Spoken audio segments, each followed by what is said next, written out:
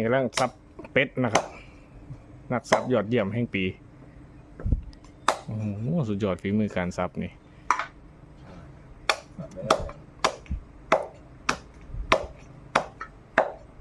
ต้มเราต้องเอาเนื้อไว้หน่อยเราไม่ได้ทำลาบหมดช่วยถ้าทำลาบหมดมันเหลือแต่กระดูกมันไม่มีอะไรจะกินเนื้อ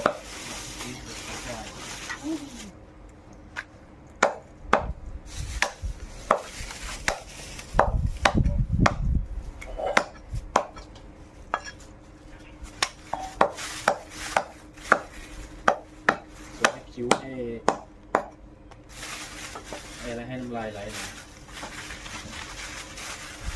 ใช่หรอ ด้วย มันคือเครื่อง